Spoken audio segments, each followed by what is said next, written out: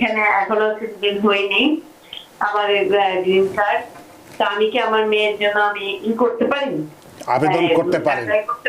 আমার প্রথম প্রশ্ন হলো, আমি আমার স্ট্যাটাস হলো আমি আমার ওয়াইফ এই দেশে আছি, আমার 3টা মেয়ে তারাও এখানে আছে। 3 মেয়ের মধ্যে আমার 2 মেয়ে সিটিজেন, একটা মেয়ে অ্যাসাইলাম করে আছে। আর আমার ওয়াইফ গ্রিন কার্ড হোল্ডার। আমি আজকে 8-10 দিন হলো আমি পাইছি, সিটিজেনশিপ পাইছি। এখন আমার প্রশ্ন হলো যে আমার যে মেয়েটা অ্যাসাইলাম নিয়ে আছে, সে তার স্ট্যাটাস চেঞ্জ করতে পারে কিনা, বা কোনো বেনিফিট বা কোনো সুযোগ সুবিধা আইনগত ভাবে কি সুযোগ সুবিধা পাইতে পারে? হ্যালো, আসসালামু আলাইকুম। ওয়ালাইকুম আসসালাম। জি, আমি এখানে এখনো সিটিজেন হইনি, আমার গ্রিন কার্ড। তো আমি কি আমার মেয়ের জন্য আমি করতে পারি, আবেদন করতে পারেন?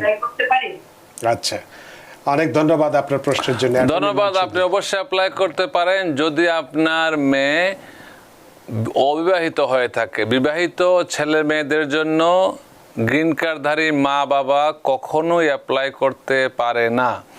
যদি আপনি গ্রিন কার্ডধারী হয়ে থাকেন, আপনার অবিবাহিত মাইনর অথবা অ্যাডাল্ট যেই হোক না কেন 40 বছরের ছেলে মেয়ে হলে আপনি অ্যাপ্লাই করতে পারবেন। তাদের ক্যাটাগরিটা F2B। আপনি একটু সময় লাগবে, বর্তমান সময়ের প্রেক্ষাপটে হয়তো 8-9 বছর লেগে যেতে পারে। আর যদি মাইনর হয়তো 100-এর নিচে হয়ে থাকে, আপনার এটা আর্লি চলে আসবে। অনেক ধন্যবাদ প্রিয় দর্শক, আশা করি আপনার প্রশ্ন উত্তর পেয়েছেন। সুপ্রিয় দর্শক, কে আছেন টেলিফোনে, দয়া করে নাম পরিচয় দিয়ে আপনার প্রশ্নটি করুন। হ্যালো, আসসালামু আলাইকুম। ওয়ালাইকুম। আমার একটা কোশ্চেন ছিল EB3 আনস্কিলড লেবার। জি জি। তো এটা এমপ্লয়ার আন্ডারে যখন আসে তখন তার কতদিন কাজ করতে হবে ওই এমপ্লয়ার আন্ডারে আনটিল সিটিজেনশিপ পাওয়া পর্যন্ত? অলসো তার স্পাউস কি অন্য কোথাও কাজ করতে পারবে? আর লাস্ট কোশ্চেনটা হচ্ছে, এটা কি নিজে নিজে অ্যাপ্লাই করা যায় না মাস্টার লয়ার লাগবে, অ্যাটর্নি? অনেক ধন্যবাদ আপনার প্রশ্নের জন্য, অ্যাটর্নি মঈন চৌধুরী। ধন্যবাদ। আপনার EB3 প্রসেসে প্রথমেই বলছিলাম যে এটা এমপ্লয়ার আপনাকে হায়ার করছে আপনি ওই প্রতিষ্ঠানে কাজ করার জন্য। মনে করেন ABC কোম্পানিতে আপনি কাজ করবেন, আপনার এইখানেই এসে কাজ করতে হবে। যদি কোনো এক্সেপশনাল কারণ বলতে আপনি 5 দিনের জন্য অসুস্থ, এটা এক্সেপশনাল কারণ না। কারণ আপনাকে যখন তারা নিয়ে আসে নিয়ম মতো তারাই আপনার সব খরচপত্র বহন করে। কারণ আপনি এখানে এসে কাজ করবেন, তাদের কাজের লোক পাচ্ছে না বিধায় আপনাকে তারা নিচ্ছে। কিন্তু অনেকের ক্ষেত্রে দেখা যায়, ইমিগ্রেন্ট কমিউনিটি দেখা যায় একটা সচরাচর চলছে, তারা এখানে যায় না। তারা একটা ইমেল করে দেয় আমরা কাজ করতে পারবো না, শারীরিক অসুস্থ, ওরা বলে কাজ নাই। These are the fraud. আপনি এখানে কাজ করবেন এই সত্য সাবস্টেন্সিয়াল পিরিয়ড অফ টাইম, এটা হচ্ছে 1.5 বছর হতে পারে, বেশি হতে পারে। কোনো এমপ্লয়ার যদি আপনার ডিসস্যাটিসফ্যাকশন থাকে, প্রথমত হচ্ছে আপনি কাজটা ওইখানে উদ্দেশ্য থাকবে এখানে কাজ করার জন্য, অবশ্যই কাজ করবেন। যদি নাই যান আর যদি ওদের কাজ না থাকে, দে আর কমিটিং ফ্রড। যদি আপনি কাজ ইচ্ছা করে না যান, ইউ আর কমিটিং ফ্রড। যে কোনো একটা ফ্রড এখানে জড়িত। সো এই কাজগুলাই বর্তমানে USCIS ইনভেস্টিগেট করতেছে। অনেকে বলবে যে মঈন ভাই অনেক শত শত লোক চলে আসছে। হ্যাঁ, চলে আসছে, আপনার তো ফেক তো অনেক কিছু হচ্ছে, তার মানে যে ধরবে না এমন না কথা না। যদি এগুলো করে নাগরিকও হয়ে যায়, তারা এনি টাইম তারা এগুলা রিকল করতে পারে। আমি আগের সাথে বলছিলাম, একটা সময় ছিল বাংলাদেশি রোহিঙ্গা সেজে হাজার হাজার লোক গ্রিন কার্ড পেয়েছে। পরে দেখা গেল তারা সবাইকে রিকল করে গ্রিন কার্ডটা বাতিল করে দিয়েছে, কারণ তুমি তো রোহিঙ্গা না। তারা জানতে পারছে যে ফ্রড, যে আসলে তারা রোহিঙ্গা না, বাংলাদেশি পাসপোর্ট, বাংলাদেশিরা রোহিঙ্গার পাসপোর্ট ইউজ করছে। তো এই ক্ষেত্রে আপনারা সতর্ক থাকবেন যে কোনো ফ্রড যেন কোনো থাকে না হয়। প্রশ্ন যেটা ছিল যে 18 মাস স্ট্যান্ডার্ড 18 মাস, 1 বছর 18 মাস ওখানে আমরা কাজ করতেই হবে। আচ্ছা, নাহলে তো একজন তো ফ্রড নিলেছে। আর স্পাউস নিয়ে একটা কথা বলেছি, স্পাউস আপনি আসতে পারবেন, স্পাউস অন্য জায়গায় কাজ করার সুযোগ, যদি ওয়ার্ক পারমিট পেয়ে থাকে অন্য জায়গায় সে কাজ করতে পারবে। নিজে নিজে অ্যাপ্লাই করতে পারবেন। আপনার তো প্রথমেই তো আপনাকে এমপ্লয়ার করবে। আপনি আমার কোম্পানিতে কিভাবে অ্যাপ্লাই করেন বলেন? Can you apply? TBN 24 আপনাকে হায়ার করছে, আপনি কি TBN এর পক্ষে অ্যাপ্লাই করতে পারবেন? It's a fraud. TBN will apply for you. তাদের লয়ার আপনার জন্য অ্যাপ্লাই করে। তাদের লয়ার করবে কি, তাদের লয়ার অথবা তাদের যে তারা হয়তো রিক্রুটমেন্ট এজেন্সিকে দেবে, তারা লোক হায়ার করে, তারা দেখবে অ্যাডভার্টাইজমেন্ট দেবে, তার মধ্যে 10 জন 5 জন যা আসে আপনারটা হয়তো ভ্যালিড হবে, ক্রাইটেরিয়া ফিল করবে, তারা আপনার জন্য অ্যাপ্লাই। আপনি কেমন অ্যাপ্লাই করবেন, কনসেপ্টটা বুঝতে হবে। বাংলাদেশের লোক কিন্তু সবাই শিক্ষিত, কিন্তু নিজের ক্ষেত্রে অনেক কিছু বুঝে না। আর মনে করে টাকা না দিলে তো কাজটা হচ্ছে না। আমরা এমন একটা জাতি, টাকা নেন না দিলে হবে না। আমাকে ফোন করে বলে, আমি বললাম যে 100 টাকা কনসালটেশন ফি কথা বলতে গেলে, দিস এ ভ্যালিড, আমি কনসালটেশন ফি যে কোনো কাজ নিতে পারবো ভ্যালিড, কিন্তু আমি তার কাজটা আমি করতে পারবো না, এমপ্লয়ার করাইতে হবে আমার কাজটা, কারণ সেটা আমার জানতে চাচ্ছে কি হবে না হবে। অনেকেই করে কি বলে কি 100 টাকা কেন দেবো, 100 টাকা আপনি 20 লাখ টাকা নিয়ে যান, বলে না আনতে পারবেন। They are looking for broker, they don't want to know anything. তারা মাগলে তার দোকানটা তারাই খায়, টাকা নিয়ে যান আমার বিচার বলে। 5 বছর পরে যখন সে টাকাটা চলে যাচ্ছে, সে তো টাকা ফেরত পাচ্ছে না। কারো সম্ভব আমেরিকার টাকা পাঠালে? আর আমরা যেমন বর্তমানে খুব দুঃখের সাথে বলছি, প্রচুর লোক আমাকে এসে কমপ্লেন করে, মহিন ভাই দেশে জায়গা কিনছিলাম, কিস্তিতে ফ্ল্যাট কিনছি, কিস্তিতে জায়গা কিনছি, এখন আর জায়গা পাচ্ছে না। আমি এখানে সরাসরি বলছি, আমরা কাউকে এখন সাজেস্ট করি না যে আপনারা কিস্তিতে বাংলাদেশের মতো জায়গায় বাড়ি কিনেন। টাকা থাকলে সরাসরি কিনেন, দখল বুঝে নেন, কারণ কিস্তিতে নেওয়াটা যে এমন একটা প্রক্রিয়া, বা প্রবাসীদেরকে ধোঁকা দেওয়া হচ্ছে বাংলাদেশে, খুবই ডিজাস্টার অবস্থা। আপনি বড় কোনো শক্তি থাকলে আর পাচ্ছেন না জায়গাটা। সেই ক্ষেত্রে সবাইকে অনুরোধ করবো, আমি আপনারা সতর্ক হবেন, ওই অ্যাডভার্টাইজে ভুলবেন না। অনেক ধন্যবাদ প্রিয় দর্শক আপনার প্রশ্নের জন্য। জি, আমি কি প্রশ্ন করব? জি নিশ্চয়ই। জি, আসসালামু আলাইকুম। ওয়ালাইকুম আসসালাম। আমি মঈন ভাইয়ের কাছে আমার একটা প্রশ্ন, একটা না দুইটা প্রশ্ন, ছোট ছোট। জি। আমার প্রথম প্রশ্ন হলো, আমার স্ট্যাটাস হলো, আমি আমার ওয়াইফ এই দেশে আছি, আমার 3টা মেয়ে তারাও এখানে আছে। 3 মেয়ের মধ্যে আমার 2 মেয়ে সিটিজেন, একটা মেয়ে অ্যাসাইলাম করে আছে। আর আমার ওয়াইফ গ্রিন কার্ড হোল্ডার। আমি আজকে 8-10 দিন হলো আমি পাইছি, সিটিজেনশিপ পাইছি। এখন আমার প্রশ্ন হলো যে আমার যে মেয়েটা অ্যাসাইলাম নিয়ে আছে, সে তার স্ট্যাটাস চেঞ্জ করতে পারে কিনা, বা কোনো বেনিফিট বা কোনো সুযোগ সুবিধা আইনগত ভাবে কি সুযোগ সুবিধা পাইতে পারে, যদি পায় তাইলে আমি মঈন ভাইয়ের কাছে এটা একটু ক্লিয়ার। যেহেতু আপনি এখন সিটিজেন হয়েছেন। আরেকটা ছোট প্রশ্ন, সেটা হলো যে আমার ওয়াইফ এখানে 10 বছরের গ্রিন কার্ড ছিল, 9.5 বছর যাওয়ার পর আমি এটা রিনিউ করার জন্য অ্যাকর্ডিংলি সাবমিট করছি।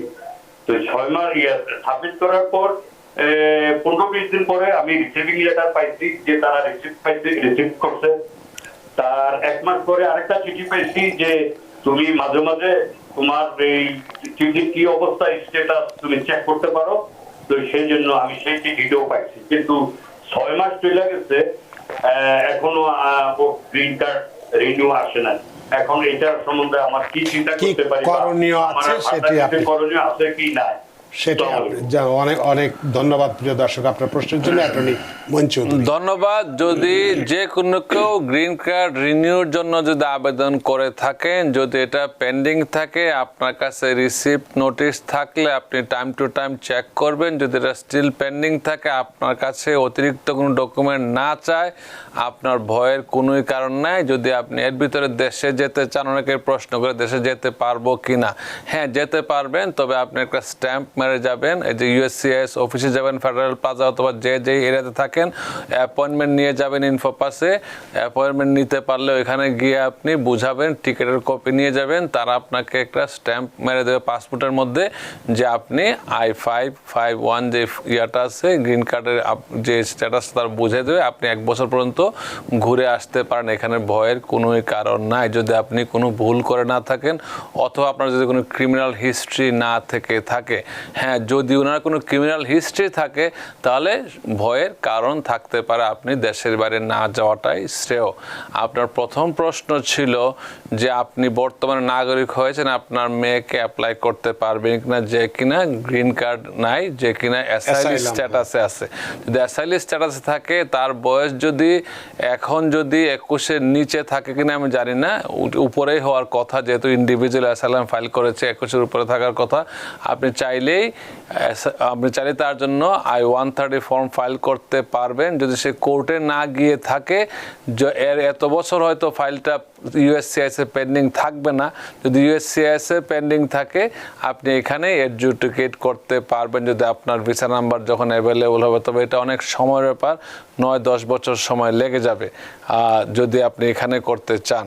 আর যদি কোর্টে চলে যায় তখন কিন্তু সেটা ডিলে করতে হবে। যদি সে ডিলে না করে, যদি একবার হিয়ারিং হয়ে যায়, if she is found removable, তখন কিন্তু আপিল ছাড়া গতি নেই। তো আপনি যখন আপনার অ্যাটর্নির কাছে যাবেন, আপনি বলবেন, এই সিচুয়েশন বুঝিয়ে বলবেন, তার উচিত হবে কেসটা হিয়ারিংয়ে যদি স্ট্রং গ্রাউন্ড থাকে, আপনার অ্যাসাইলাম কেসে মনে করেন যে 100% উইন করার সম্ভাবনা আছে, খুবই বেশি নির্যাতিত, সে অনেক বেশি অ্যাবিউজ হয়েছে বাংলাদেশে, কোনো অবশ্যই উইন করার সম্ভাবনা আছে। উইন করার সম্ভাবনা না থাকে, আপনি জাজকে বুঝিয়ে কেসটা পিডি নিতে পারেন। নেওয়ার পরে আপনি অপেক্ষা করবেন, যখন আপনার সময়টা আসে ওই সময় আপনি অ্যাডজাস্টমেন্ট ফাইল করতে পারবেন, যখন USCIS এর অথরিটি আছে অ্যাডজুডিকেট করার। কিন্তু কেস যখনই কোনো কেস কোর্টে এন্ট্রি ইস্যু করা থাকে এবং জাজের সামনে থাকে, এই রিমুভাল প্রসিডিংয়ে থাকে, তখন আর USCIS কোনো অফিসারের ক্ষমতা নাই এই কেসটা গ্রিন কার্ড দেওয়ার। অনেক ধন্যবাদ প্রিয় দর্শক। যতদূর মনে পড়ে প্রশ্নটি আপনি গতকালকেও করেছিলেন, তো যেভাবে উত্তর দেওয়া হলো, যদি আপনি সেভাবে ব্যবস্থা নেন, তাহলে হয়তো আপনার এই একটি মেয়ে যে অ্যাসাইলাম সিক করে আছে তার বিষয়টি হয়তো আপনি সমাধান করতে পারবেন। সুপ্রিয় দর্শককে আছে টেলিফোনে, দয়া করে নাম পরিচয় দিয়ে আপনার প্রশ্নটি করুন। হ্যালো, জি, আসসালামু আলাইকুম। ওয়ালাইকুম। আমি লিপা ব্রস থেকে। জি, তো আমার একটা কোয়েশ্চেন হইলো, আমার একজন ফ্যামিলি মেম্বার, আপনার যে রিমুভাল কেসে ছিলেন আর কি উনি, তো ওনার লাস্ট ইয়ারে ওনার মাস্টার হিয়ারিং হয়েছে। তো ওনার I-48 পাওয়ার যেটা জাজমেন্ট অফ স্ট্যাটাস, এটার আপনার ইন্টারভিউ হলো নেক্সট মান্থে। তো উনি একটু ভয় পাচ্ছে আর কি, ওনার 601 আর 212 দিতে ওয়েভার আছে। আবার একটা minor criminal history, licence suspend ছিল, একদিন গাড়ি চালাইছিলেন, টিকেট খাইছেন, তো একটা হিস্ট্রি ছিল। তো এই জন্য বই পাইতেছেন আর কি, যে নেক্সট মান্থ উনি ইন্টারভিউতে যাইতে পারবেন কিনা, কোনো সমস্যা আছে কিনা। Thank you. অনেক ধন্যবাদ। কিন্তু আপনি যেই প্রশ্ন করেছেন এটা জাস্ট ক্যান্সার রোগের মতো প্রশ্ন, কারণ 4th স্টেজে বলতে পারি আমরা। কারণ আপনার একজন অ্যাটর্নি অবশ্যই থাকা উচিত এবং আপনি যার কাছে আছেন তার সাথে ইন পারসন যে কথা বলেন, সে আপনাকে কি বলে, কারণ ভেরি ডিফিকাল্ট কেস। আপনি বলতেছেন 485 অ্যাডজাস্টমেন্ট আছে, আবার আপনি বলছেন কোর্টে কেস পেন্ডিং আছে। মাস্টার হিয়ারিং হওয়া মানে USCIS অফিসারের আর কোনো ক্ষমতা নাই কেসটা অ্যাডজুডিকেট করার। This is out of his jurisdiction. তো আপনার অ্যাটর্নি আপনাকে কীভাবে করলো আমি এটা জানি না। আপনি অ্যাটর্নির সাথে সরাসরি গিয়ে কথা বলবেন, বুঝায়। আমাকে যেভাবে সুন্দর করে প্রশ্নটা করছেন, এই প্রশ্নটা আপনার অ্যাটর্নিকে আপনি করলে সাথে আপনাকে ফাইলটা দেখে খুব ভালো একটা অ্যাডভাইস দেওয়া উচিত ছিল। এবং আপনি যদি একজনের সাথে স্যাটিসফাইড না হন, যেহেতু আপনার কেসটা খুবই critical, don't take it very easy.